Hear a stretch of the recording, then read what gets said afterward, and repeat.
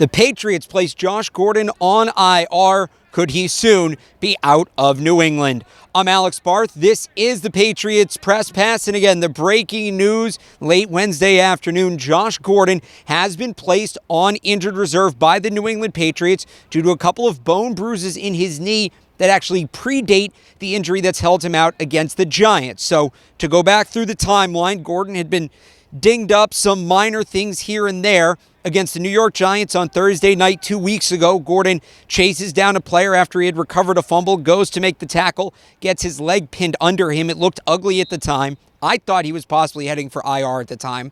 But even though he's been out of practice the last week, it was not due to that injury. It was due to a couple of bone bruises on his knee that happened a few weeks prior. So again, Gordon now to IR, and the reports coming from multiple sources that he could be cut. Gordon apparently had been telling people that he was about ready to come back. He was about 100%, expected to return with the Patriots. Now that will not happen. And it comes at a very interesting time. The Patriots have just traded for Mohamed Sanu. They are on the verge of bringing back N'Keal Harry from IR. They can do that after the Browns game. He would be eligible at the earliest for the Ravens game next week.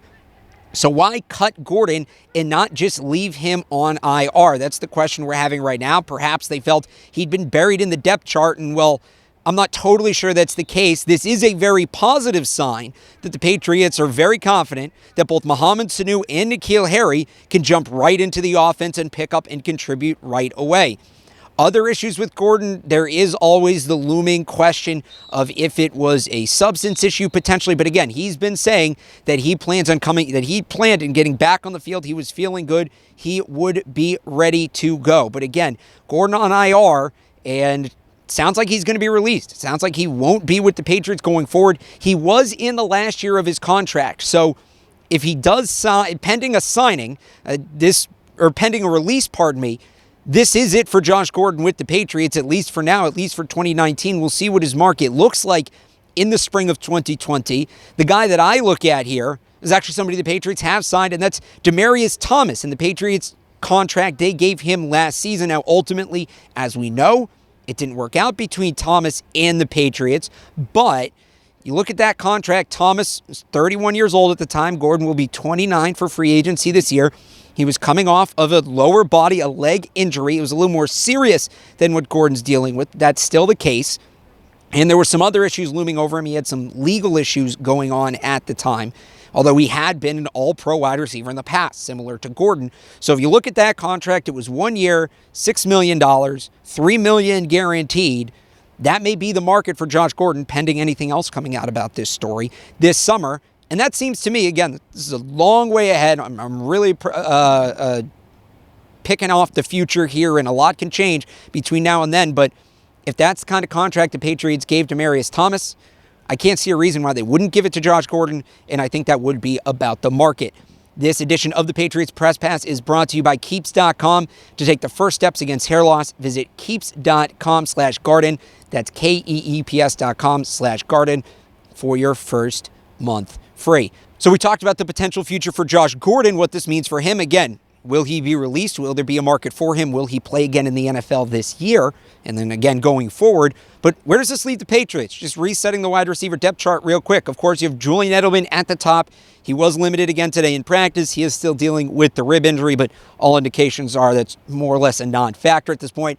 Number 2, you have Philip Dorsett, who's coming back from an injury as well, but looked good against the Jets, caught the touchdown. Then when you get to number 3, it gets interesting. Mohamed Sanu is probably your number 3 receiver right now, but Edelman's purely a slot guy. Sanu's going to be a slot guy, but he can play to the outside. He is a bigger receiver. Does this force him into more of an outside role? Of course, the other guy who could take an outside role is N'Keal Harry. He has the size. He has the experience in it. He is still a week away, and he has yet to play an NFL snap. So as you reset the depth chart, options 3 and 4 for Brady have not yet taken an NFL regular season snap with him. And we know how Brady is with the trust. That certainly makes the situation interesting. And then you have the wild card of Jacoby Myers. Does he sort of by default go to number 3, at least for now, ahead of Sanu and ahead of Harry, simply because he's been here and it looks like he's earned Tom Brady's trust?